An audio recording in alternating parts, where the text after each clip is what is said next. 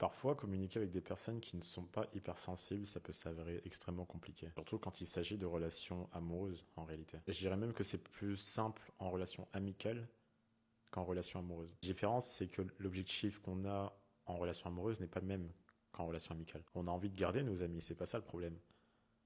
Mais quand on est en relation, on espère, du moins quand on est en relation sérieuse, on espère que notre relation durera le plus longtemps possible. Et surtout, on se dit que c'est la personne avec qui on est censé faire notre vie.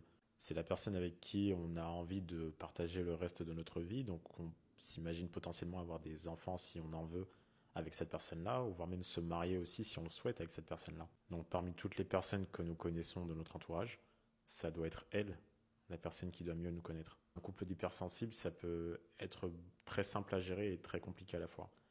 Mais je pense personnellement qu'il y a beaucoup de positifs. D'ailleurs, j'avais fait une vidéo là-dessus. Mais quand d'un côté nous avons une personne hypersensible et de l'autre non, ça peut être très délicat. Ça va demander une certaine intelligence émotionnelle et une certaine maturité de la personne que nous avons en face, qui n'est pas hypersensible du coup.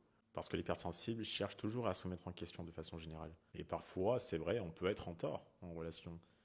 Quand c'est le cas, il faut savoir mettre son ego de côté et aller chercher la communication avec cette personne-là, avec la personne avec qui nous sommes. Et quand on n'est pas hypersensible, là va être le gros effort à faire. Il va falloir apprendre à s'asseoir et prendre le temps de parler avec la personne hypersensible. Pas parce qu'elle est faible ou parce qu'elle est fragile, et non surtout pas parce qu'elle est malade, parce que l'hypersensibilité n'est pas une maladie, mais pour apprendre à ressentir ce que la personne ressent.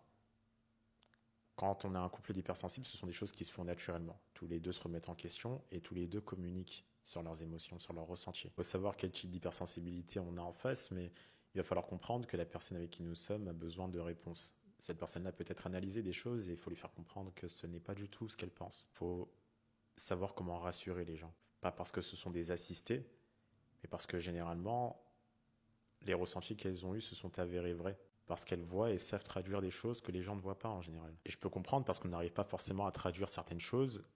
Et il faut se dire que la personne avec qui on est a besoin de réponses, a besoin de savoir où nous en sommes dans notre relation. Je fais bien la nuance sur où nous en sommes dans notre relation.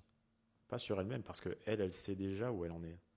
Cette personne-là sait comment sa vie fonctionne, comment sa tête fonctionne, comment son esprit fonctionne. Mais elle a besoin de savoir où nous en sommes. Est-ce que nous sommes sur une bonne passe? Est-ce que nous sommes sur une mauvaise passe? Comment tu vis la relation? Comment tu ressens la relation actuellement? Est-ce qu'actuellement tu te sens bien dans la relation? C'est des réponses qu'on a besoin d'avoir en relation, mais quand on a quelqu'un en face qui n'arrive pas, soit parce qu'elle ne veut pas, ou soit parce que elle n'arrive tout simplement pas à comprendre, bah ça peut rendre la relation très compliquée. Clique sur le lien dans ma bio si tu penses que je peux t'aider.